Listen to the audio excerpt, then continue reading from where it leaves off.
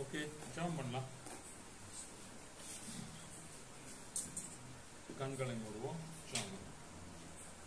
வானத்தையும் பூமி உண்டாக்கின சகல அதிகாரப்படுத்த சர்வ வல்லமுள்ள தேவனாகிய ஆண்டவராகிய ரட்சகராகிய பரிசுத்த ஆவியான் தேவனாகிய கர்த்தாவே உமக்கு நன்றி செலுத்துகிறோம் இயேசுவின் நாமத்தினால. இந்த இரவேளைக்காக நன்றி அப்பா. ஆண்டவரே, காலை முதலும் கொண்டு எங்களை நேசித்து ஆண்டவரே பல கிராமங்களுக்கு சென்று வர கொடுத்த கிருபைக்காக நன்றி. இப்பொழுது கூட இந்த சபைக்கு எங்கள் யாவரும் அழைத்து வந்ததுக்காக நன்றி அப்பா. தேவ வசனத்தை ஆண்டவரே நீங்கள் எங்களுக்கு அனுப்பி தருவீராக. நீங்க பேசுங்க, நாங்கள் அல்ல, நான் அல்ல, நீங்களே பேசுங்க. உங்களுடைய நாமம் மையப்படுவதாக. உங்களுடைய நாமத்தை உயர்த்துகிறோம் ஆண்டவர். எல்லா சாத்தான திட்டங்கள் அழிப்பதாக இயேசுவின் நாமத்தினால கர்த்தர் கிருபை பாராட்டுங்க, மனம் இறங்குங்க.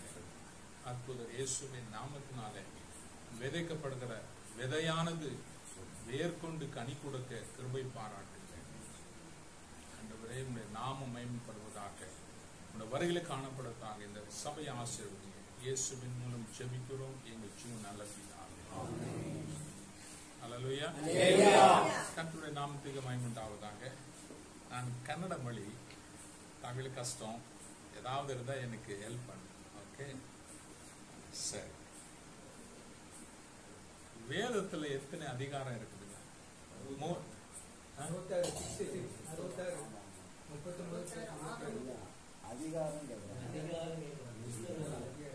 அதிகாரம் சரி. உங்ககிட்ட கேட்கிறேன், எத்தனை புத்தகம்? அதிகாரம்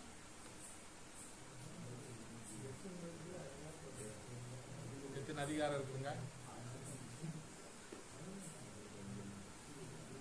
1172. வசனம் வசனம்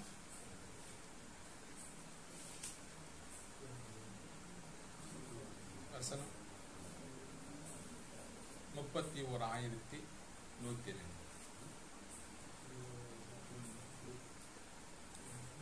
ஏன்னா இது நாம தெரிஞ்சுக்கலன்னா எப்படி? ஓகே, ஆசீர்வதிக்கட்டும். வேத பகுதிக்கு நம்ம போகலாம். இந்த ஓட்டப்பந்தயம், கரெக்டா நான் பேசுறது? ஓட்டப்பந்தயம் ரொம்ப பேரு நின்று இருப்பாங்க, ஒரு 10-20 பேர் நின்று இருப்பாங்க. இந்த எல்லையிலிருந்து ஒரு எல்லைக்கு போவாங்க, ஸ்பீடா போவாங்க. ஜனங்கள் எல்லாம் பார்த்துருப்பாங்க, ஆடியன்ஸ் எல்லாம் பார்த்துருப்பாங்க. அவங்களுக்கு சார்ந்தவர்கள் சரி என்ன பண்ணுவாங்க, கத்துவாங்க, கூப்பிடுவாங்க, ஓடு ஓடு ஓடு ஓடு ஓடு. அந்த 10 பேரும் ஓடும்போது ஜனங்களுக்கு ஒரு என்னன்னா ஒரு உற்சாகம் பார்ப்பாங்க. நம்ம ஆளு வருவாரா வரக்கூடாதா அப்படின்னு. இவரு ஓடுவார், ரொம்ப பிரயாசப்பட்டு ஓடுவார். ஆனா பரிசு கிடைக்கிறது ஒருத்தருக்கு தான். நம்ம தானே ஓடுவார், நல்லா ஓடுவார், பரிசு கிடைக்கிறது ஒருத்தருக்கு தான்.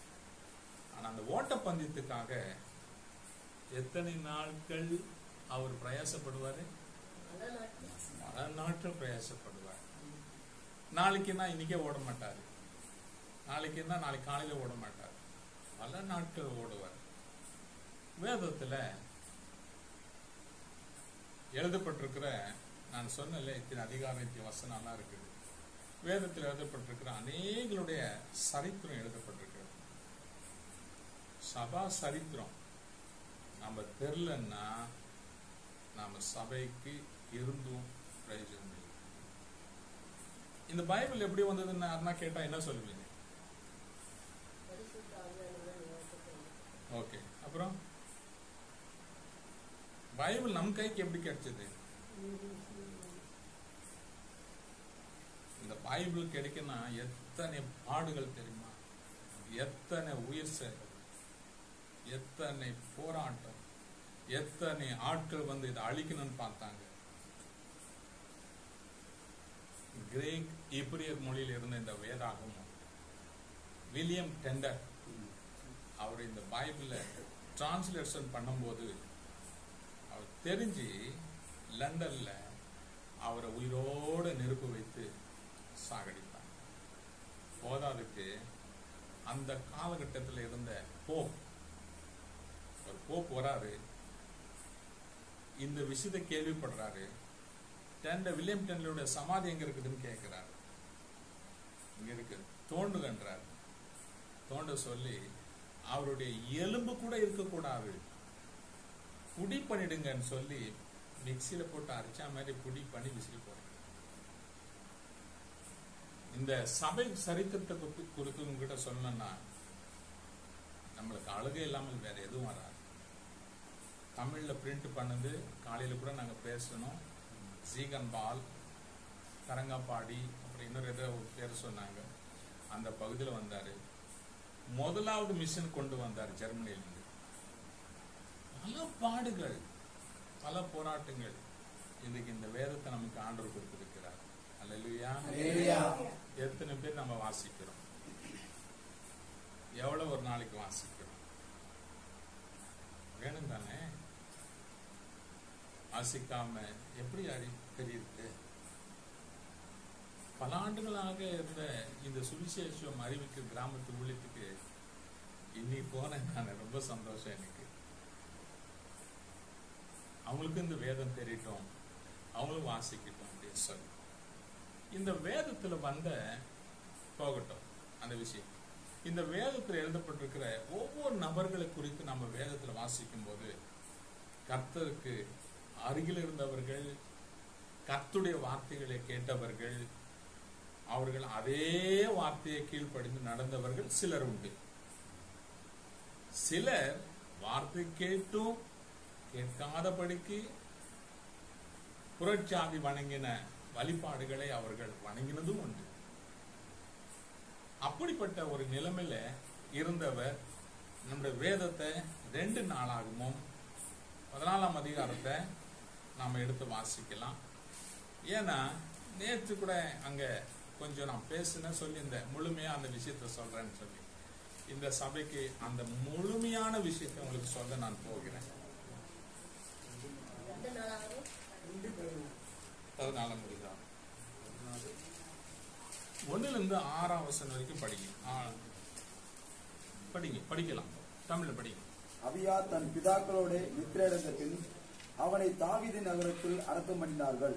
அவன் ஸ்தானத்திலே அவன் குமாரனாகிய ஆசா ராஜாவானான்.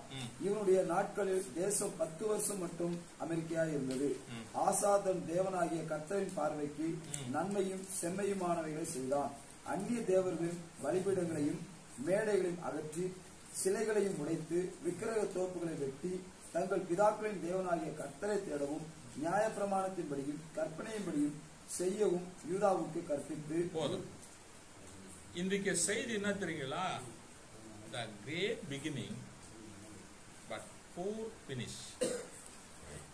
புரிஞ்சுங்களா? தமிழ்ல சொல்றேன். சிறந்தது ஆரம்பம், ஆனால் மோசமான முடிவு. புரிஞ்சுங்களா?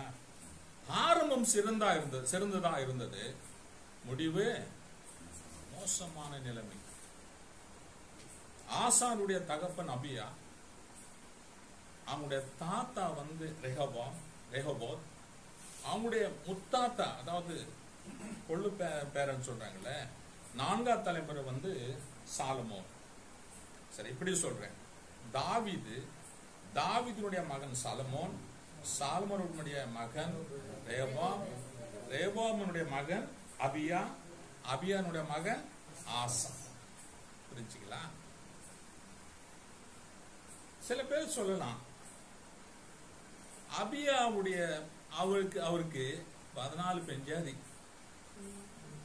இந்த 14 பெண்ஜாதியுடைய மகன் எப்படி இருக்கான்? கூடும் நல்லவனாக. ஆனால் கர்த்தர் அவரை தெரிந்து கொண்டு நல்ல ஒரு வழியில கொண்டு போகிறத நம்ம பார்க்கணும். அவர் வந்த பிற்பாடு, ஆசா வந்த பிற்பாடு என்ன செய்யறாரு? ஃபர்ஸ்ட் பட்டணத்தை என்ன செய்யறாரு? சுத்திகரிக்கிறார். தானே வாசித்தீங்க? சுத்திகரிக்கிறார். எங்கெங்க விக்கிரகம் இருக்குதோ, எங்கெங்க தேவனுக்கு விருப்பம் இல்லாத காரியங்கள் நடக்கிறதோ அதெல்லாம் எடுத்து போட்டு சுத்திகரிக்கிறார். சொல்லாமா? அவர் சுத்திகரித்தது மாத்திரம் அல்லாம பட்டணத்தை எல்லாம் சரி பண்றார். கோட்டைகள் எல்லாம் கட்டுறார். அதாவது ஃபோர்ட், தமிழ்ல கோட்டை தானே? கோட்டை தானே? இன்னொரு படிங்க 2ஆம் வசனத்துல இருந்து. ஆசா தன் தேவனாகிய கர்த்தரின் பார்வைக்கு நன்மையும் செம்மையமானவைகளை செய்து அந்நிய தேவர்களின் பலிபீடங்களையும் மேடைகளை அகற்றி சிலைகளை உடைத்து விக்கிரக தோப்புகளை எல்லாம் என்ன செய்யறாரு? வெட்டி தங்கள் பிதாக்களின் தேவனாகிய கர்த்தரை தேடவும் நியாயப்பிரமாணத்தின்படியும் கற்பனைப்படியும் செய்யவும் யூதாக்கு சொல்றார். யூதருக்கு சொல்றார். 10 வருஷம் எப்படி இருக்கிறாங்க தெரியுங்களா? நிம்மதியா இருக்கிறாங்க, நல்லா இருக்கிறாங்க, சந்தோஷமா இருக்கிறாங்க. 7ஆம் வசனம்.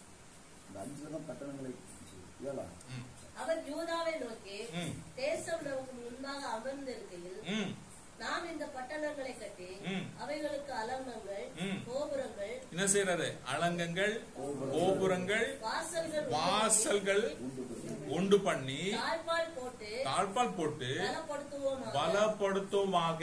நம்முடைய தேவனாகிய கர்த்தரை இங்க சொல்றாரு பாருங்க. நம்முடைய தேவனாகிய கர்த்தரை தேடின போது சுற்றிலும் நமக்கு இளைப்பாறுதலை தந்தார் என்றார். அல்லேலூயா. பாருங்க, நல்லா புரிஞ்சுங்க. நம்முடைய வாழ்க்கையில நான் அதான் சொல்லியிருந்தேன் உட்காந்துக்கும் போது, நம்முடைய வாழ்க்கையில நாம் ஆரம்ப காலத்துல புரட்சியாதியா இருந்தோம், தேவனை அறியாத இருந்தோம். அப்பொழுது என்னன்னா, கடவுள் யாருன்னு தெரியாது, ஆண்டவரை எப்படி ஆராதிக்கணும்னு தெரியாது, எப்படி ஊழியம் செய்யணும் கூட தெரியாது. எல்லாரும் குறித்து நான் ஆண்டவர் ஆவியானவர் ஆலோசனை கொடுக்கிறாரு. எப்படி ஊழியம் செய்யணும் தெரியாது, எப்படி குடும்பத்தை கட்டணும்னு தெரியாது, எப்படி நம்ம வாழ்க்கையில சரியான பாதையில போகணும்னு தெரியாது, எப்படி பிள்ளைகளை வளர்க்கணும்னு தெரியாது. ஏன்னா வேதம் நமக்கு நன்றாக கற்றுக் கொடுக்கிறது. அதுக்குதான் நம்மளுக்கு ஆண்டவர் இந்த வேதத்தை எழுதி கொடுத்தார். முற்பிதாக்கள், அதாவது மோசே காலத்திலே எழுதி கொடுத்துட்டாரு, என் ஜனங்கள் தவறி போகக்கூடாது, என் ஜனங்கள் விலகி போகக்கூடாது, என் ஜனங்கள் பாவம் செய்யக்கூடாது என்று சொல்லி இந்த வேதத்தை அவர் எழுதி கொடுத்தார். பிற்காலத்தில் என்ன செஞ்சாங்க? தேவனுக்கு முறுமுறுத்தார்கள், குற்றவாளியானார்கள், கோபத்தை உண்டாக்கினார்கள். நம் முற்பிதாக்கள் ஆபிரகாம் காலத்திலிருந்து கொண்டு வர அந்த சரித்திரத்தை சொல்றேன். இன்னைக்கு எப்படி இருக்கிறாங்க? ஆரம்பத்தில் நல்லா இருப்பாங்க.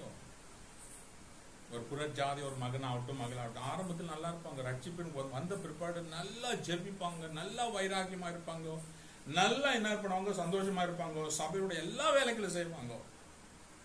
வர வர வர வர வர ஒன்னே நமக்குள்ள என்ன ஆகுதுன்னா குறைஞ்சு போகுது. உண்மைதானே? ஜப வாழ்க்கை போகுது. அன்னைக்கு 3 அதிகாரம் 4 அதிகாரம் உட்காந்து படிப்பாங்க ஆரம்ப காலத்துல.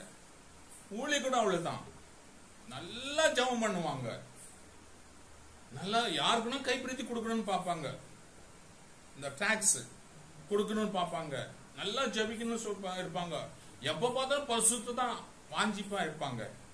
ஆனா பிற்காலத்துல அதெல்லாம் கொஞ்சம் கொஞ்சமா போயிடும். இன்னைக்கு அப்படித்தான் ஆசா பண்றார். இப்போ அவருக்கு ஒரு ஃபெய்த்ல ஒரு சோதனை வருது. அவர் விசுவாசத்துக்கு என்ன வருது? சோதனை வருது. அவர்கிட்ட இருந்தது 5800 சேனை பலம். அவங்களுடைய படிங்க 8ஆம் வசனத்துல யூதாவிலே பரிசையும் ஈட்டியும் பிடிக்கிற 3 லட்சம் பேரும் 3 லட்சம் பேரும் பென்யமீனிலே கேடகம் பிடித்து வில்லை பென்யமீனில் கேடகம் பிடிக்கிற வில்லு பிடிக்கிற 2 லட்சத்து பேரும் சேனை ஆசாவுக்கு இருந்தது. இவர்கள் எல்லாரும் பராக்கிரமசாலிகள். அவருக்கு விரோதமாக எத்தியோப்பிய ராஜா வராரு 9ஆம் வசனத்துல.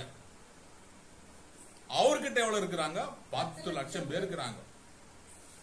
5,80,000 அதிகமா 10 லட்சம் பேர் அதிகமா? சொல்லுங்க, என்ன செய்யலாம்? நீங்க பாட்டு பாடுவீங்கல்ல, லேசான காரியம் எதுவும் லேசான காரியம். அதுல ஒரு வரி வரும் பாருங்க, பலவீனத்தில் யாரா இருந்தாலும் உதவி செய்கிற. அந்த பாட்டு இங்கிருந்தான் எடுத்தது. அந்த பாட்டு இந்த வரியில் தான் எடுத்தது. படிங்க 10ஆம் வசனம். அப்பொழுது ஆசா அவனுக்கு எதிராக புறப்பட்டான். அரேசாவுக்கு அடுத்த செப்பத்தா என்னும் பள்ளத்தாக்கிலே யுத்தத்திற்கு அணிவகுத்து நின்றார்கள். ஆசா தன் தேவனாகிய கர்த்தரை நோக்கி கூப்பிட்டு, கர்த்தாவே, பலமுள்ளவனுக்காகிலும் பலனற்றவனுக்காகிலும் உதவி செய்கிறவன் உமக்கு லேசான காரியம். சொன்ன உடனே, ஜபித்த உடனே கர்த்தர்கிட்ட கேட்கிறார், ஆண்டவரே, உம்முடைய வசனத்தை நாங்கள் கை கொண்டு நடத்தோம். உம்முடைய வசனத்தை தேசத்துக்கு மக்கள் ஆராதிக்க வேண்டும் சொன்னோம். உம்முடைய வார்த்தைகள் நாங்கள் கீழ்ப்படிந்தோம். இப்ப எனக்கு நான் பலவனா இல்ல, நீ பலவனுள்ள இருக்கிற தேவன், நீ எல்லாம் செய்கிற தேவன் சொல்லி சொன்ன உடனே கர்த்தர் என்ன செய்யறாரு? படிங்க அந்த வசனத்தை. எங்கள் தேவனாகிய கர்த்தாவே, எங்களுக்கு துணை நில்லும். எங்கள் தேவனாகிய கர்த்தாவே, எங்களுக்கு துணை நில்லும். உம்மை சார்ந்து உம்முடைய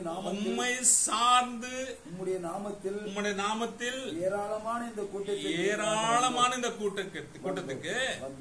வந்தோம். நம்முடைய வாழ்க்கையில ஆரம்ப காலத்துல என்ன தெரியுங்களா? ஜபம் பண்றது என்னன்னா வரட்டும் பிரச்சனை, அப்ப ஜபம் ஜபம் ஜபம் ஜபம். ஆண்டவர் என்ன பண்ணிடுறாரு திரும்ப? நம்மளை கொண்டு வந்துடுறாரு. ஏன்னா அவரை சார்ந்து கொள்ளுகிறோம். நாம அவர் இல்லாம நம்ம எதுவுமே செய்யறது இல்லை. எதனால செய்யணும்னா ஆண்டுகிட்ட போயிடுறோம். எதனால தேவைன்னா ஆண்டுகிட்ட போயிடுறோம். எதனால வேணும்னா அவர்கிட்ட கேட்கிறோம். பிரச்சனை வந்துச்சா ஆண்டுகிட்ட கேட்கிறோம். போராட்டம் வந்துச்சா ஆண்டுகிட்ட கேட்கிறோம். நம்ம கிட்ட எதுவுமே இல்லையா, வேலை இல்லையா, ஆண்டுகிட்ட கேட்கிறோம். எல்லாமே கேட்டு ஆண்டுகிட்ட எல்லாமே கொடுத்த பிற்பாடு நம்ம என்ன செய்யறோம்? மறந்துடும். ஏன் சொல்லுங்க? நம்ம கிட்ட செல்வாக்கு, பணம், வேலை எல்லாம் வந்துடும், மறந்துடுறோம். திருமணம் இல்லையா, திருமணத்துக்காக ஜெபம் பண்றோம், நல்ல ஒரு பெண்ணை கொடுப்பாரு. திருமணம் இல்லையா, ஜெபம் பண்றோம், நல்ல ஒரு மணவாளனை கொடுப்பாரு, மாப்பிள்ளை கொடுப்பாரு. ஆயிடுச்சுங்களா? நெக்ஸ்ட் அவங்களுக்கு சிந்தனை என்ன தெரியுங்களா? வாழ்க்கை குறித்து சிந்தனம். அவர்கிட்ட கேட்க மாட்டாங்க. கேட்கறோம் உண்டு, இல்ல நல்ல. நெக்ஸ்ட் அவங்களுக்கு என்னன்னா குழந்தை, குட்டி, இதெல்லாம் வர வர வர வர அவங்க வாழ்க்கையில தேவனையும் மறந்துடுவாங்க. அப்பொழுதுதான் அங்க 15ஆம் அதிகாரத்துல ஒரு தீர்க்கதரிசி வராரு. படிங்க அந்த வசனத்தை. 1ஆம் வசனம். அப்பொழுது தேவனுடைய ஆவி ஓபேதின் குமாரனாகிய அசராவை எழுப்பி அவன் வெளியே ஆசாவுக்கு எதிர்கொண்டு போய் என்ன சொல்றாரு தெரியுங்களா? அவனை நோக்கி என்ன சொல்றாரு தெரியுங்களா? ஆசாவே, யூதா பென்யமீன் கோத்திரங்களின் சகல மனுஷரே, கேளுங்கள், நீங்கள் கர்த்தரோடு இருந்தால் அவர் உங்களோடு இருப்பார். நீங்கள் அவரை தேடினால் அவர் வெளிப்படுவார். அவர் விட்டிருந்தால் அவர் உங்களை விட்டு. Very simple. எத்தனை பேர்கள் இன்னைக்கு அப்படித்தான் வாழ்றாங்க சபைக்குள். எத்தனை பேர்கள் வாழ்றாங்க ஊழியர் கூட சபையில. அவருக்குள்ள நாம எப்படி ஆரம்பித்தோம் அதுதான் சொன்னேன் நான். எப்படி ஆரம்பிக்கிறது, முடிவு என்ன? ஆண்டவர் ஏன் அந்த தீர்க்கதரிசி எழுப்புறாரு தெரியுங்களா? என் பலத்தால நான் என்ன வெற்றி ஆவனேன், என்னுடைய ஜனத்தால் நான் வெற்றி ஆவனேன் அல்ல, நான் உன்னோடு இருக்கிறேன், என்னுடைய பலம், என்னுடைய இரக்கம், என்னுடைய கிருபை அப்படின்னு சொல்லி ஆண்டவர் என்ன சொல்றாரு? ஆசாவுக்கு கற்றுக் கொடுக்கிறார். ஹல்லேலூயா. ஹல்லேலூயா. கற்றுக் கொடுக்கிறார்.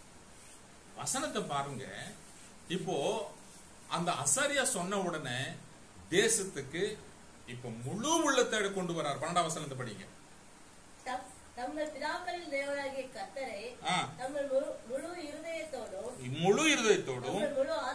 தங்கள் முழு ஆத்துமாத்தோடும் தேடுவோம் என்றும் சிறியோர் பெரியோர் ஸ்திரீ புருஷர் எல்லாரும் கூட்டு வந்து என்ன சொல்றாரு? இஸ்ரவேல் தேவனாகிய கர்த்தரை தேடாத எவனோ. அங்க ஒரு பனிஷ்மெண்ட் வருது பாருங்க. தேடாதவன் எவனோ அவன் கொலை செய்யப்படவன். ஒரு உடன்படிக்கை செய்து ஜனங்கள் என்ன பண்றாங்க? சந்தோஷப்படுறாங்க. முதல்ல அவனுக்கு ஆவிக்குரிய, அதாவது பிசிக்கல் அவனுக்கு டெஸ்ட் வந்துச்சு. இப்ப தங்களுடைய குடும்பத்துல ஒரு சோதனை வரப்போகிற நிலைமை உருவாகுது. யாருன்னா 16ஆம் வசனம் சொல்லுது, அவனுடைய தாய் மாக்காள். படிங்க. என்னது இந்த மாதிரி யாரும் செஞ்சாங்க? அருவருப்பான விக்கிரகத்தை வைத்துக் கொண்டு ராஜாவாகிய ஆசாவின் தாய், வேற யாரும் இல்ல. சொல்லிருக்கலாம்ல ஒருவேளை. ஆமா ஆமா, நீ செய்யறது கருமுடின்னு செஞ்சுக்கோ, யாரும் பார்க்க மாட்டாங்க. நான் சொன்னது மக்களுக்கு தானே சொன்னது. கருமுடி செஞ்சுக்கோ, யாருக்கும் தெரியக்கூடாது. ஏன்னா எங்க அம்மா நீ அப்படி சொல்லிருப்பாரா? சொல்ல. அந்த அம்மாவை கீழே தள்ளி, நீ ராணியா இருக்கட்டும் எனக்கு தாயா இருக்கட்டும், தேவனுக்கு அருவருப்பான காரியம் நீ செய்தபடினாலே. படிங்க. கோவில அருவருப்பான விக்கிரகத்தை உண்டு பண்ணின ராஜாவாகிய ஆசாவின் தாய் மாகாளே ராசாத்தியா இராதபடிக்கு ஆசா விலைக்கு போட்டு என்ன பண்ணாரா? விலைக்கு போட்டு அவருடைய விக்கிரத்தையும் நிர்மூலமாக்கி தகர்த்து கீதரோன் ஆற்றண்டையிலே சுட்டெரித்து போட்டார். கீத்ரோன் ஆட்டண்டு சுட்டு என்ன பண்ணானா? நோரிக்கு சுட்டு. கீத்ரோன் ஆற்றக்கரை ஞாபகம் இருக்குதுங்க. தாவீது ஒரு முறை போனார் அந்த இடத்துல. ஆண்டவராக இயேசு கிறிஸ்து கெத்செமனே தோட்டத்துக்கு போகும்போது அதை தாண்டி தான் போறாரு. இது எருசலேம் வெளியே இருக்கும். எனக்கு அன்பான தேவனுடைய பிள்ளைகள், நம்ம வீட்டுல நம்ம குடும்பத்துல யாராவது ஒருத்தர் இப்படிப்பட்ட ஒரு தவறுகள் செய்தா நாம சும்மா இருப்போமா அல்லது விட்டு விடுவோமா? இல்ல குடும்பத்துல எல்லாரும் ரட்சிக்கப்பட்டிருக்கிறோமா? அவங்களுக்கு ஒரு சேர் கொடுத்தா நல்லா இருக்கும். சபையில கால் நீட்டு கூடாது. சேர்ல உட்காரு.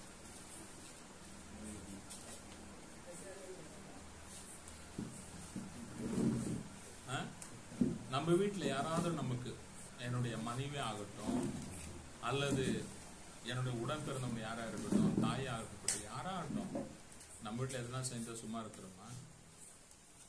சும்மா இருக்கிறோம். சும்மா தான் இருக்கிறோம். ஏன்னா நம்ம குடும்பம் ஆச்சே, நம்ம குடும்பத்துக்கு சேர்ந்தவங்களாச்சே. அப்படித்தான் நம்ம நினைச்சுக்கின அவங்க செய்கிற தவறுகளை செஞ்சுனே இருப்பாங்க. நம்ம அசட்டை பண்ணிட்டு அதை விட்டுட்டு நம்ம பார்க்காம இருப்போம். இன்னைக்கு சபைக்குள்ள என்ன ஆயிட்டு தெரியுங்களா? தலைக்கு முக்காடு போடுறது கூட போயிடுச்சுங்க. சபைக்குள்ள என்ன ஆயிட்டு தெரியுங்களா? உடம்புக்கு துணி போடுறது கூட சரியா எல்லாம் போயிடுச்சுங்க. சபைக்குள்ள எல்லாமே உலக ரீதியா அந்த குப்பை எடுத்து வந்து சபைக்குள்ள போட்டுங்கிறாங்க. பாஸ்டருங்க சொல்ல மாட்டாங்க, விசுவாசிகளும் கேட்க மாட்டாங்க. நெக்ஸ்ட் சொல்றேன் உங்களுக்கு. இந்த 15ஆம் அதிகாரத்தை மறுபடியும் படிக்க வைக்கிறேன். 1ஆம் வசனம். இப்ப எத்தனை வருஷம் அந்த அவனுக்குள்ள சமாதானம் இருந்துச்சு? 35 ஆண்டுகள். அந்த வசனத்தை படிங்க. அந்த கெத்ரோன் பள்ளத்தாக்குல இருந்து கீழே படிங்க.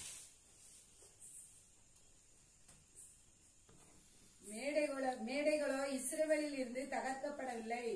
ஆனாலும் ஆசாவின் இருதயம் அவன் நாட்களில் எல்லாம் உத்தமமாய் இருந்தது. அம்மா நான் சொன்னது 15ஆம் அதிகாரம் 16. எத்தனை வருஷம்? அதுக்கு மேல அவன் தேவாலயத்துக்கு தங்கத்து சாமான பொருட்கள் எல்லாம் கொண்டு வரான். கொண்டு வந்து அதை எடுத்து வைக்கிறான். ஆசா 35 ஆண்டுகள் எந்த பிரச்சனையும் இல்லை, சமாதானமா இருந்தான். 16ஆம் அதிகாரத்துல ஆரம்பமாவது 36ஆம் அந்த வருஷத்துல அவனுக்கு பிரச்சனை ஆகுது. படிங்க அந்த வசனம். ஆசா அரசாண்ட 36ஆம் வருஷத்திலே இஸ்ரவேலின் ராஜாவாகிய பாஷாவு யூதாவுக்கு விரோதமாய் வந்து ஒருவரும் யூதாவின் ராஜாவாகிய ஆசாவின் இடத்தில் போக்கும் வருத்தமாய் இராதபடிக்கு ராமாவை கட்டினான். இந்த ராமா பத்தி நான் எப்ப பார்த்தாலும் சொல்ல மாட்டேன். நான் பேர் அத வருது இல்ல, நான் சொல்ல மாட்டேன், வாயிலே சொல்ல மாட்டேன். பைபிள் படிக்கும் போது அந்த வார்த்தை வரும். சரி இருக்கட்டும்.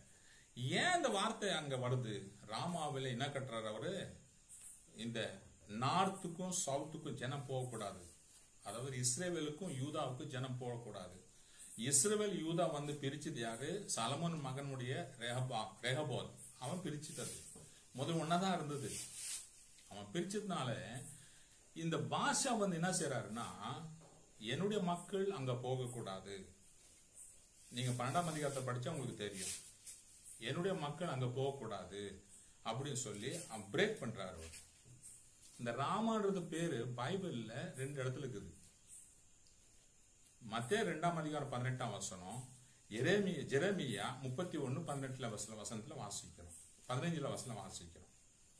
எரேமியா சொன்ன தீர்க்க தரிசனத்தை ஆண்டவராக இயேசு கிறிஸ்துவின் காலத்துல 2ஆம் அதிகாரம் 18ஆம் வசனத்துல பார்க்கிறோம். ராகேல் அழுந்தாள் அப்படின்னு சொல்லி பிள்ளைகளுக்காக. அது ஜெரேமியா 31:17 எழுதப்பட்டிருக்கிறது தீர்க்க தரிசனமா. இங்க என்ன நடக்குதுன்னா, இயேசுசாமி பிறக்கிறாரு. அந்த நேரத்துல ஞானிகள் வராங்க. யூதாக்கு அரசனாக பிறந்தவர் எங்கன்னு கேட்கிறாங்க. எங்க வீட்டுல பிறக்கலையே, ராஜ வீட்டுல தானே பிறக்கணும். இல்லையே, இல்ல அவருக்கு அடையாளமா நட்சத்திரம் வந்துக்குது. சரி போய் பார்த்துட்டு வாங்க, நானும் வணங்கன்னு சொல்றாரு. இவங்க பாக்குறாங்க. ஆனால் தேவதூதன் சொல்றாரு, நீங்க ராஜா கிட்ட போகாதீங்க, நேரா போயிடுங்க. நீ ஏன்னா அவன் கொலை செய்யறதுக்கு திட்டமிடுறான். அப்பதான் அந்த வசனம், அந்த 2 வருஷம் ஆண் பிள்ளைகள் என்ன செய்யறாங்க? கொலை செய்யறாங்க. அந்த வசனம் அங்க எழுதப்பட்டிருக்கிறது. சரி, இப்போ பாஷா வந்து அந்த வசனம் படிங்க. 2ஆம் வசனம் 16 ஆசா கர்த்தருடைய ஆலயத்திலும் ராஜாவின் அரண்மனையில் உள்ள பொக்கிஷங்களில் உள்ள வெள்ளியும் பொன்னும் எடுத்து தமஸ்குவில் வாசம் பண்ணுகிற பென்னாதாத் என்னும் சீரியாவின் ராஜாவிடத்துக்கு அனுப்பி, எனக்கும் உமக்கும் என் தகப்பனுக்கும் உம்முடைய தகப்பனுக்கும் உடன்படிக்கை உண்டே. என்ன நடக்குது பாருங்க. நான் மறுபடியும் 14ஆம் அதிகாரத்தில் நடந்த சம்பவத்தை சொல்றேன். வசனம், அவருக்கு ஒரு பரீட்சை வருது, டெஸ்ட் வருது. அதுல வெற்றி காணுகிறான். தேவனே சார்ந்து கொள்கிறார். தன்னோட தாய் பிரச்சனை உண்டு பண்ணாலும் கூட அதுக்கு என்ன செய்யறாரு? எதிர்த்து நிக்கிறாரு. ஆனா இங்க வலிக்கு போகிறார்.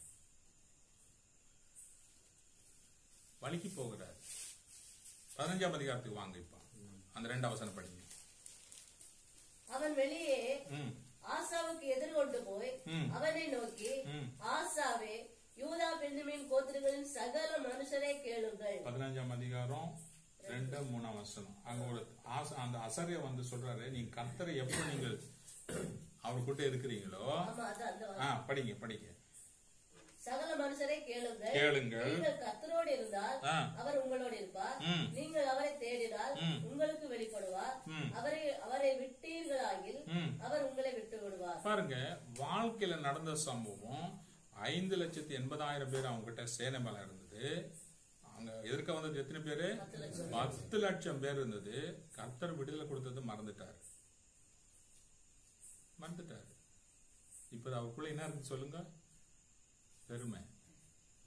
நம்ம கிட்ட பணம் இருக்குது, நம்ம கிட்ட செல்வாக்கு இருக்குது, நம்ம கிட்ட தங்கம் இருக்குது. இப்படிதான் ஒவ்வொரு ஊழியக்காரனும் கீழே விழுறான். இப்படிதான் ஒவ்வொரு ஊழியக்காரன் விசுவாசங்களும் கீழே விழுறாங்க. எத்தனை பேர்கள் நான் பார்த்திருக்கிறேன்.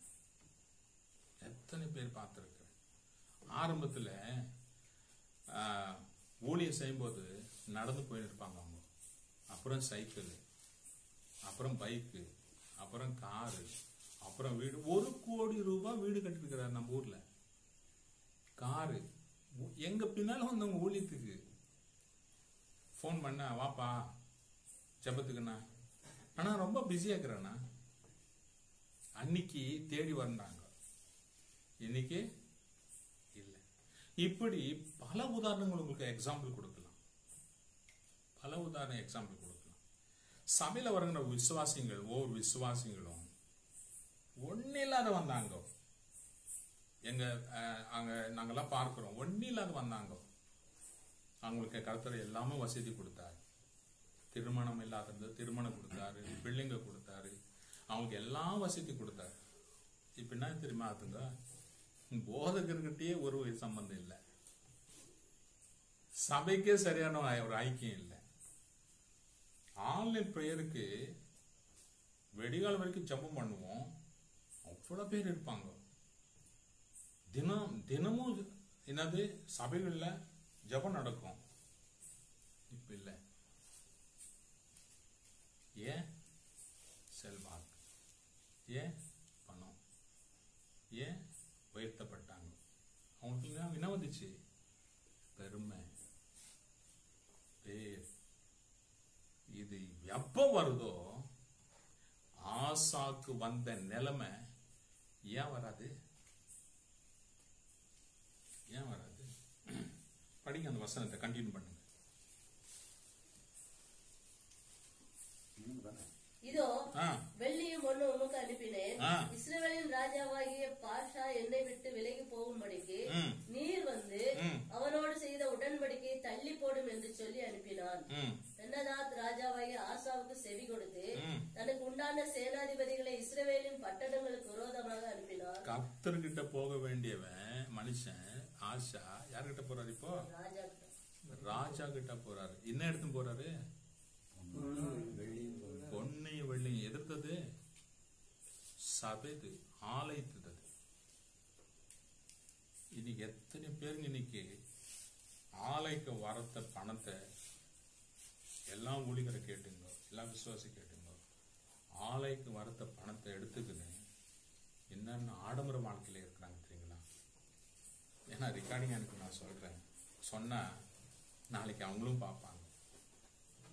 எவ்வளவு பேர் இன்னைக்கு ஆலயத்தை பணத்தை எடுத்து மிஸ்யூஸ் பண்ணிக்கிறாங்க தெரியுங்களா?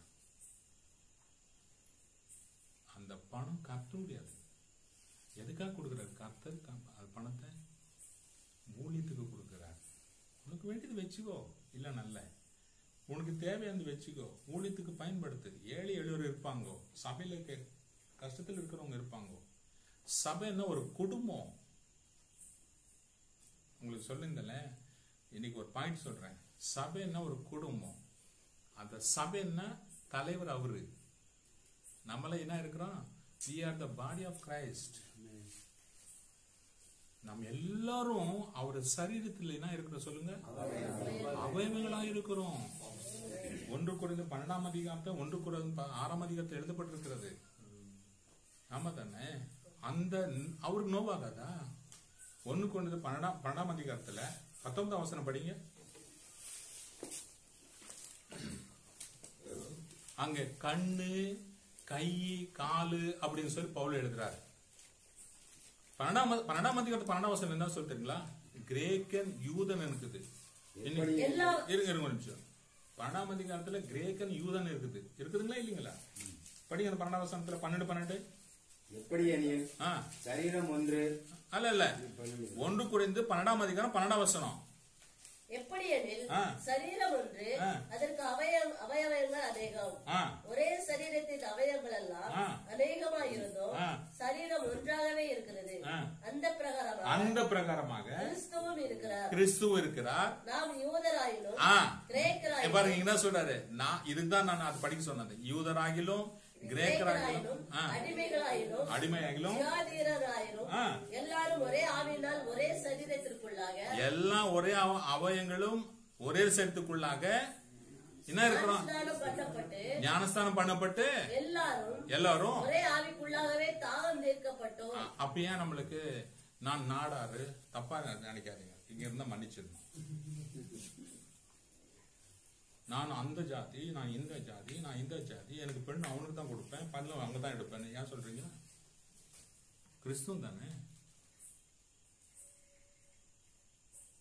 கிறிஸ்துவம் தானே. உனக்குள்ள கிறிஸ்தவன், நீ அந்த ஜாதிக்கு ரத்தம் வேற, இந்த ஜாதிக்கு ப்ளூ கலரு, அந்த காலத்துக்கு கிரீன் கலரு, அப்படி இருக்குதுங்களா? யாருக்கு நோவு உண்டு பண்ணுறோம்? கீழே படிங்க 19ஆம் வசனத்துல. ஒரே அவயமா இருந்தால் சரீரம் எங்கே? படிங்க படிங்க. அவயங்கள் அநேகமாயிருந்தோம், சரீரம் ஒன்றே. கண்ணானது கையை பார்த்து, அங்க சொல்றது பாருங்க, கண்ணானது கையை பார்த்து நீ எனக்கு வேண்டுவதில்லை என்றும், எனக்கு வேண்டாம் தலையானது அப்படின்னு சொல்லுதா? தலையானது கால்களை பார்த்து நீங்கள் எனக்கு வேண்டாம்னு சொல்றா? வேண்டாம்னு சொல்லுதா? இங்க எதனா ஒரு அடிப்பட்டா ரத்தம் வந்துச்சுன்னா இந்த கை ஏய் சுமார் என் கை அல்லாது அப்படி சொல்லிட்டா யாரு மெசேஜ் கொடுக்கறது? மூளை அல்ல, தலை.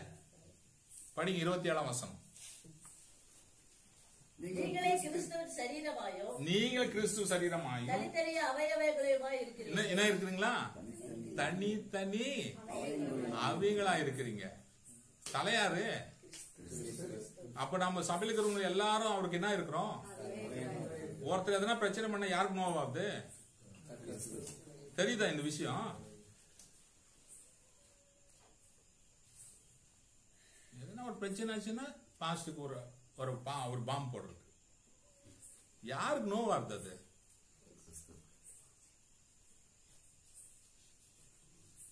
அது போதாது. இன்னொன்னு படிங்க, 1 கொரிந்தியர் 6ஆம் அதிகாரம்.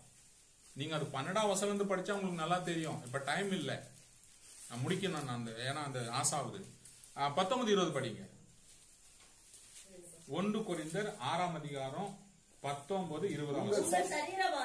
உங்க சரீரமானது, இந்த சரீரமானது பல விஷயங்கள் உங்களுக்கு சொல்ல முடியும், நேரம் இல்லை.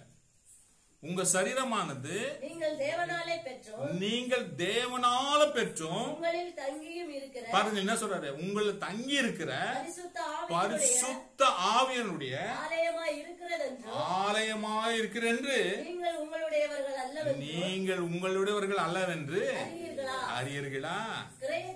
இருங்க அறியீர்களா? நீங்க யார் அப்போ? நீங்க உங்களல்ல. எனக்கு கொடுத்த மனைவி என் மனைவி அல்லாது, எனக்கு கொடுத்திருக்கிறார் என் மனைவி, எனக்கு கொடுத்திருக்கிறார் எனக்கு பிள்ளை, எனக்கு கொடுத்திருக்கிறாரு பேரன். அவ்வளவுதான் சொல்ல முடியும். என் மனைவி, என் பிள்ளை, என் பேரன் சொல்ல முடியாது. படிங்க இப்போ. ஏன்னா நீங்க கிரயத்துக்கு கொல்லப்பட்டீர்கள், அதனால தான் அவரை என்னன்னு சொல்றீங்க? அப்பான்னு கூப்பிடுறீங்க நீங்க. ஆகையால் தேவனுக்கு உடையவளாகிய உங்கள் சரீரத்தை உங்கள் ஆவினாலும் தேவனை மகிமைப்படுத்துங்கள். எப்படி பண்ண என்ன இருக்கணுமா? உங்க சரீரத்துல என்ன பண்ணுமா? சின்ன பிள்ளைங்களுக்கு ஏதோ ஒரு ஃப்ராக் கையில அது போடலாம். கல்யாணம் கேள்வியான கூட கையில துணி போடுறாங்க. பாத்துறீங்களா? நாங்க என்ன இப்படி பாக்குறது இந்த சனின்னு சொல்றீங்களா? நம்முடைய பிள்ளைங்களுக்கு தயவு செய்து சொல்றேன், டி ஷர்ட் போடாதீங்க. வயசு வந்த பிள்ளைங்களுக்கு பேண்ட் போடாதீங்க. எங்க பிள்ளைங்களுக்கு, என்ன கொடுத்துற பிள்ளைங்களுக்கு யாருக்கும் இது வரைக்கும் மன்னிச்சிருங்க, லெக்கின்ஸே போட விடுறது இல்லை. புரிஞ்சுங்களா? எங்க சபையில யாரும் லெக்கின்ஸ் போடுறதில்லை. அவன் போட்டா அவங்க வீட்டுக்காரனை கூப்பிடுவோம், சொல்லுவோம், இது கர்த்தருடைய சரீரம், இது கர்த்தருடைய ஆலயம், இந்த தலைவர் இருக்கிறாரு, அவருக்கு நோகம் உண்டு பண்ணாதீங்க, மறுபடியும் சிலுவிலை அறையப்படாதீங்கோ. ஒருவேளை நீ சிலுவிலை அறையப்பட்டா, ஆண்டவர் அறையப்பட்டா, நீ யாரு? நாயி கக்கினத அதுதான் உனக்கு என்னது கீரிடம். ஆசாவுக்கு வரலாம். அங்க ஒரு தீர்க்கதரிசி வர்றாரு, அனானின்னு சொல்லி. 7ஆம் வசனம் 8ஆம் வசனம் 16ஆம் அதிகாரம். அவர் எச்சரிப்பு கொடுக்கிறாரு. அவரு நாம சபையில ஏதாவது எச்சரிப்பு பாச கொடுத்தாருன்னா என்ன பார்த்து தான் பிரசங்கம் பண்றாரு. ஆமா, உன்னை பார்த்து தான் பிரசங்கம் பண்றாரு. ஏன்னா நீ தான் காணாம போயிருக்கிற ஆடு. உன்னை தேடி கொண்டு வரதுக்காக பிரசங்கம் பண்றாரு. படிங்க. அக்காலத்திலே ஞான திருஷ்டிக்காரனாகிய அனானி யூதாவின் ராஜாவாகிய ஆசாவின் இடத்தில் அனானி வந்து என்ன சொல்றாரு? அவனை நோக்கி நீர் உம்முடைய தேவனாகிய கர்த்தரை சார்ந்து கொள்ளாமல் சீரியாவின் ராஜாவை சார்ந்து கொண்டபடியினால் சீரிய ராஜாவின் ராணுவம் உமது கைக்கு தப்பி போயிற்று. அன்னைக்கு பாடல, பலவீனத்தில் பலனானவர் யாராயிருந்தாலும். இன்னைக்கும் பாடல என்ன செஞ்ச? அனானி தீர்க்கதரிசி சொன்ன உடனே என்ன செஞ்சாரு?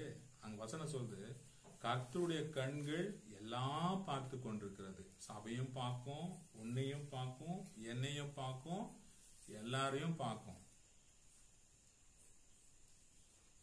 நம்ம எவ்வளவு ஆராதிக்கும் போது எவ்வளவு நம்ம என்ன பண்றோம்? ஷவுட் பண்றோம். நம்ம எவ்வளவு நம்ம ஜபிக்கும் போது ஷவுட் பண்றோம். நல்லது, கர்த்தருக்கு கொடுத்துருக்க பெல்லத்தினால இது செய்றீங்க. வாழ்க்கையில் எப்படி இருக்கிறோம்? முன்னால ஒரு மாதிரி, பின்னால ஒரு மாதிரியா? எங்க ஒருத்தர் நான் பார்த்துருக்கிறேன். நான் அந்த மறுபடியும் நான் சொல்ல தப்பாயிடும். ஒருத்தர் பார்த்துருக்கிறேன், நல்லா ஜெபம் பண்ணுவார். வாலி வயசுல கண் முன்னால பார்த்து நான் நல்லா ஜெபம் பண்ணுவார். ஆவில நிரம்பி ஜெபம் பண்ணுவார். அவருக்கு கல்யாணம் ஆச்சு. அப்போ அப்படித்தான் ஜெபம் பண்ணுவார். அதிகாலையில் 4 மணிக்கு 3 மணிக்கு ஜெபம் பண்ணுவார். அவங்க வீட்டில் ஒரு அம்மா வந்தாங்க, ஒரு பெண். அது வந்து தங்கறதுக்கு ஆரம்பிச்சு. கடைசியில் என்ன தெரியுமாச்சு? மனைவி தூரம் போச்சு. அந்த அம்மா அந்த வீட்டுக்கு மனைவியான. யாரை விட மாட்டான் பிசாசு. உலகத்தை ஆசையை எப்படி வேணா கொண்டு வந்துருவான். நம்ம ரொம்ப ஜாக்கிரதை. நமக்குள்ள ஆவியானவர் இருக்கிறாருன்றதை நம்ம மறக்கவே கூடாது. தேவன் நம்மோட இருக்கிறாருன்னு மறக்க கூடாது. பக்கனுக்குறியா உங்க கூட பக்கத்துல ஆண்டவர் ஆவியா இருக்கிறார். நான் சொல்ல 1 கொரிந்தியர் 3:16 சொல்லுது. நீங்க என்றைக்கு அந்த ரட்சிப்பின் சுவிசேஷத்தை நீங்க எடுத்துக்கிறீங்களோ, எபேசியா 1ஆம் அதிகாரம் 2ஆம் அதிகாரம் 4ஆம் அதிகாரத்தை சொல்றது, பரிசுத்த ஆவியார் உங்களுக்கு என்ன கொடுத்துறாரு? ஒரு முத்திரை கொடுத்துறாரு. அவரு நோகாடிக்காதீங்கன்னு சொல்றாரு வேதவாசனத்தை. அப்ப நாங்க எங்க உட்காடுறோமோ, நாம எங்க உறங்குறோமோ, அதாவது எங்க போகிறோமோ, நம்மளோட ஆவியான கூடவே இருக்கிறார். அவரு கவனிக்கிறார். சரி, படிங்க. அனானி தீர்க்கதரிசி வந்து என்ன சொல்றாரு? நீர் உம்முடைய தேவனாகிய கர்த்தரை சார்ந்து கொள்ளாமல் உன் தேவனை கர்த்தரை சீரியாவின் ராஜாவை சார்ந்து கொண்டபடினால் சீரியாவின் ராணுவம் உமது கைக்கு தப்பி போயிற்று. கர்த்தர் என்ன சொல்ற தெரியுமா? அவர் தீர்க்கதரிசி, இன்னும் யுத்தம் இருந்தே இருக்கும், பிரச்சனை இருந்தே இருக்கும். அவ்வளவுதான். ஏன்னா கர்த்தருடைய கண்கள் உண்மை மேல கண்ணோக்கி பார்க்கிறது. பாருங்க, 39 வயசுக்கு அவர் காலுக்கு வியாதி வருது. 41 வயசுக்கு அவர் செத்து போறார்.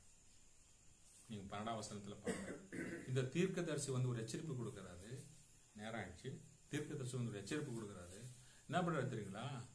அவரை அடிச்சு சிறைச்சாலை போட்டு, விலங்கு போட்டு சிறைச்சாலை போடுங்கன்னு சொல்றாரு. இன்னைக்கு சபை நாம தெரியுமா? பாஸ்ட் நான் சொன்னா பாஸ்டத்துக்குன்னு ஒரு கூட்டமே எழும்புது. எத்தனை பேருங்க இன்னைக்கு பாஸ்டர் மேல குற்றச்சாட்டு பண்ணி போயிருக்கிறாங்க தெரியுங்களா? போதாதுக்கு அந்த தீர்க்கதரிசியும் மாத்திரமல்ல, தீர்க்கதரிசிக்கு உடந்தையா யாரெல்லாம் தேவனை விட்டு விலகுறீங்களோ அவங்களெல்லாம் என்னன்னு கொலை பண்ணப்படும் சொன்னாங்க தானே? 16ஆம் அதிகாரத்துல, 15ஆம் அதிகாரத்துல, 12ஆம் வசனத்துல அவங்கெல்லாம் சந்தோஷப்பட்டாங்கல்ல, அவங்களெல்லாம் போட்டு துன்பம் படுத்துறான் யாரு? ஆசா.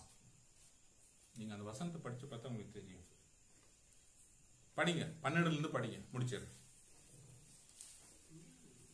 அரசாண்ட 39ஆம் வருஷத்திலே தன் கால்களில் வியாதி கண்டு அவன் நோவும் மிகவும் உக்கிரமா இருந்தது. அவன் தன் வியாதியிலும் கர்த்தரை தேடாமல் பரிகாரியான யாரு தேடுறாரு? பரிகாரிகளையே தேடுறாரு. யாரு தேடுறாரு? டாக்டர் தேடுறாரு.